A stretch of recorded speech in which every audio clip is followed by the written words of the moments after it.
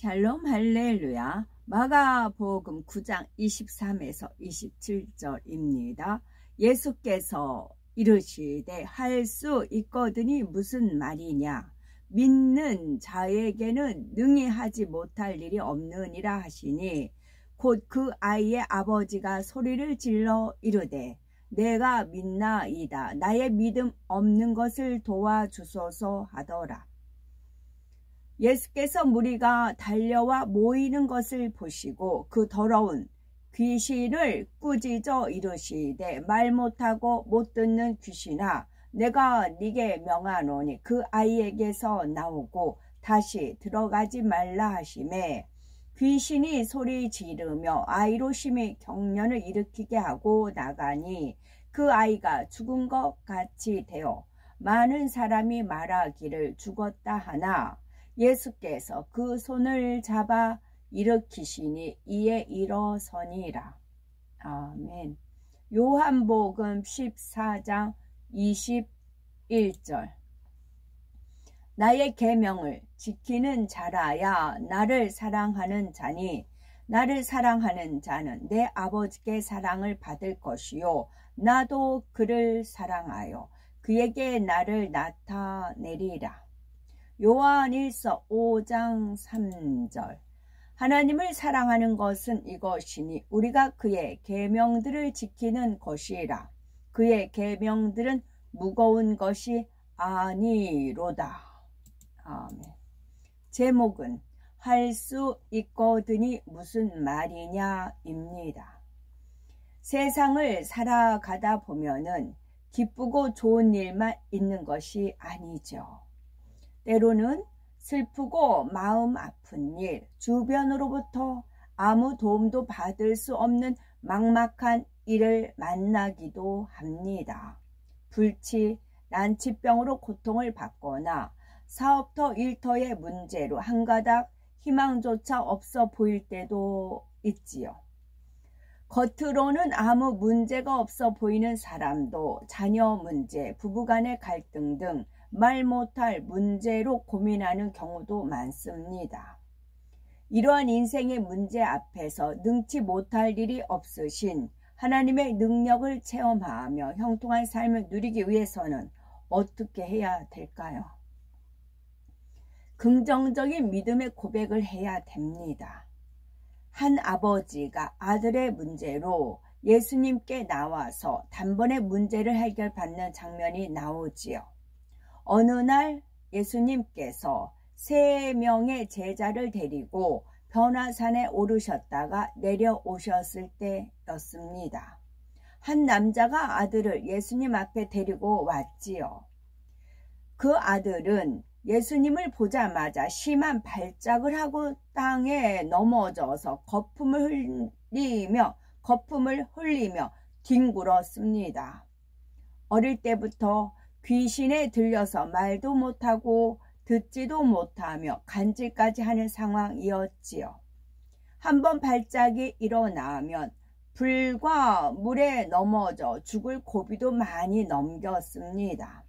이런 아들로 인해서 아비는 항상 불안과 근심 속에 살았지요.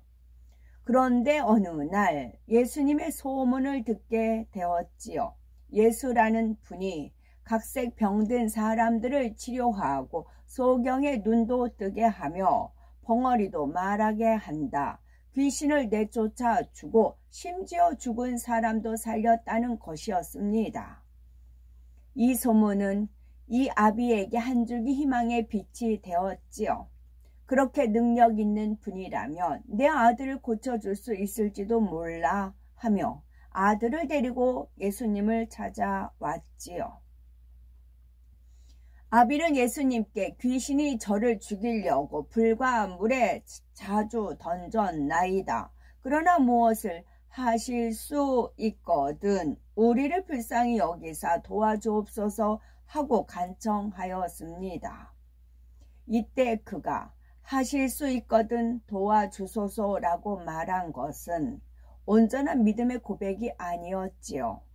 예수님께서는 어떤 것은 하실 수 있고 어떤 것은 하실 수 없는 분이 아니라 무엇이든 하실 수 있기 때문입니다.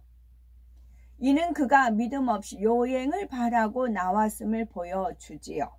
예수님께서는 이를 깨우쳐 주기 위해서 할 수 있거든이 무슨 말이냐, 믿는 자에게는 능치 못할 일이 없느니라 말씀하십니다.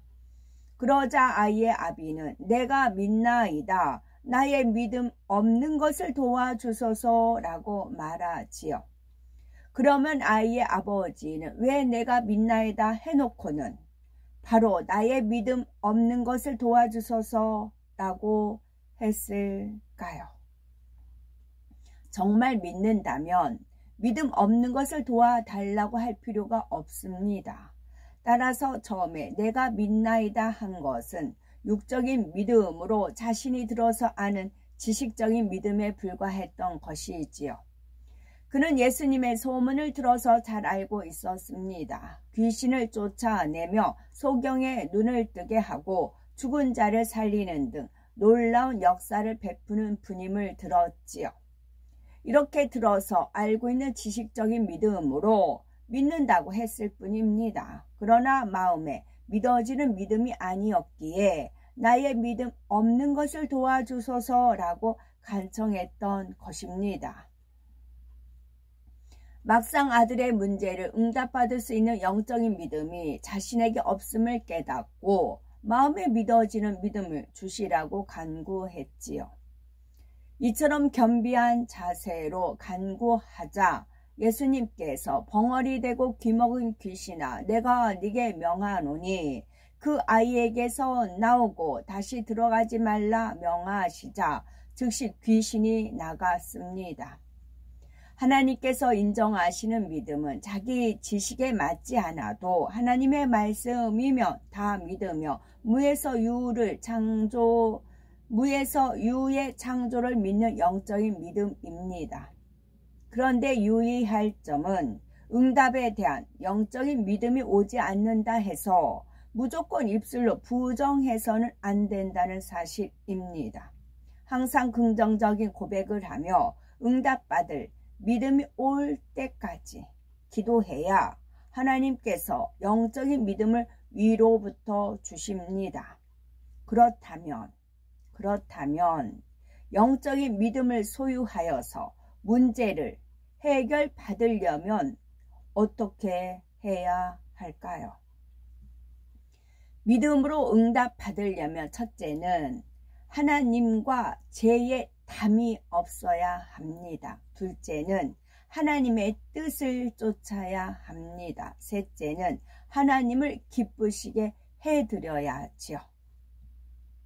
쉬울 것 같죠? 쉽네요. 첫째는 하나님과의 죄의 담이 없어야 됩니다.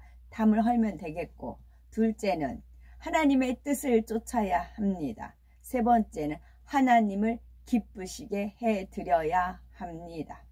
그래야 믿음으로 응답받는다는 거지요. 첫째는 하나님과 죄의 담이 없어야 합니다. 요한일서 1장 5절에 우리가 저에게서 듣고 너희에게 전하는 소식이 이것이니 곧 하나님은 빛이라 그에게는 어두움이 조금도 없으시니라 말씀했습니다. 하나님은 어둠이 조금도 없는 빛 자체이시지요. 죄는 빛과 반대되는 어둠입니다. 행함으로 짓는 죄뿐 아니라 생각이나 마음으로 짓는 모든 죄도 어둠에 속하지요. 빛이신 하나님께서는 어둠을 매우 싫어하십니다. 여호와의 손이 짧아 구원치 못하심도 아니요 귀가 둔하여 듣지 못하심도 아니라 오직 너희 죄악이 너희와 너희 하나님 사이를 내었고 너희 죄가 그 아들을 가리워서 너희를 듣지 않으시게 함이니 말씀했습니다. 이 말씀대로 하나님과 막힌 죄의 담이 있으면 기도에도 응답받을 수 없습니다. 따라서 하나님께 응답받기 위해서는 먼저 회개하여서 죄의 담을 헐어야 지요. 이와 함께 어둠인 죄를 버리기 위해서 힘써 노력해야 합니다. 죄를 버리기 위해서 열심히 기도하며 노력할 때 성령께서 도와주시고 하나님께서 은혜와 능력을 주심으로 마음에 있는 죄성까지 다 뽑아 버릴 수 있습니다.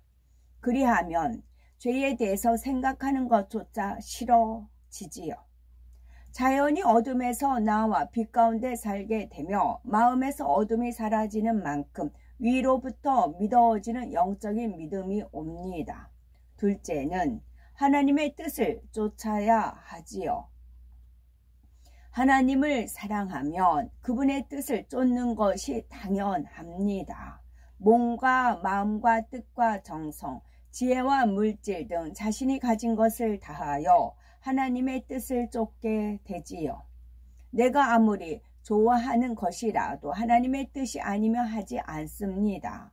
아무리 힘든 일이라 해도 하나님의 뜻이면 기쁨과 감사함으로 순종하지요. 요한일서 5장 3절에 보면 하나님을 사랑하는 것은 이것이니 우리가 그의 계명들을 지키는 것이라 말씀했습니다. 하나님을 사랑하는 증거는 그의 계명, 곧 성경에 하라, 하지 말라, 버리라, 지키라는 말씀대로 순종하는 것입니다. 요한복음 14장 21절에 나의 계명을 가지고 지키는 자라야 나를 사랑하는 자니 나를 사랑하는 자는 내 아버지께 사랑을 받을 것이요 나도 그를 사랑하여 그에게 나를 나타내리라 하신 대로 하나님께서는 기쁨으로 계명을 지키는 사람과 함께 해 주십니다. 하나님 뜻대로 행하기 때문에 그의 마음에는 믿어지는 믿음이 주어지고 네 믿음대로 되라 하신 말씀이 그대로 이루어지지요. 셋째는 하나님을 기쁘시게 해드려야 합니다. 시편 37편 4절에 또 여호와를 기뻐하라. 저가 네 마음의 소원을 이루어 주시리로다 말씀했습니다. 여호와를 기뻐한다는 것은 여호와로 인하여 기뻐하고 즐거워한다는 의미지요. 여기서 말하는 기쁨은 자기 유익에 맞는 일이 생겼을 때 육적인 감정 속에서 기뻐하는 것이 아닙니다. 성령의 충만함 가운데 누리는 하나님께서 주시는 참된 기쁨이지요. 어떻게 하면 이러한 기쁨을 누릴 수 있을까요? 우리가 먼저 하나님을 기쁘시게 하면 됩니다. 그렇게 할 때 하나님께서도 그 기쁨을 돌려주심으로 참된 기쁨이 임하지요. 성경에는 하나님을 기쁘시게 하는 일에 대해서 많이 나옵니다.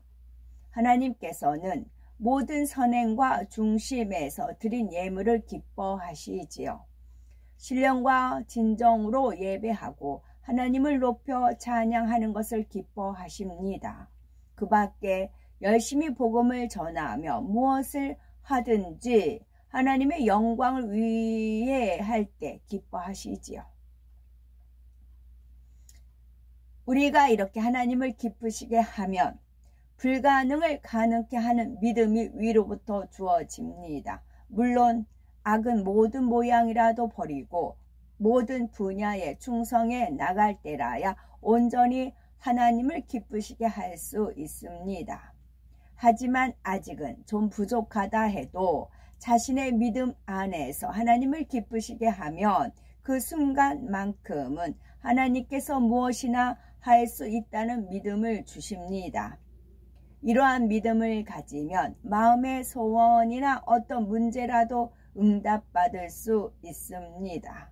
혹여 하나님과 죄의 담이 있다면 속히 헐어버리고 긍정적인 믿음의 고백과 빛 가운데 행함으로 어떤 문제라 할지라도 응답받아야 되겠지요. 긍정적인 믿음의 고백의 힘은 첫째는 긍정적인 말은 삶을 변화시킵니다. 긍정적인 고백 속에는 성령께서 역사하시고 긍정적인 믿음의 고백 속에 하나님이 함께 하신답니다. 아멘.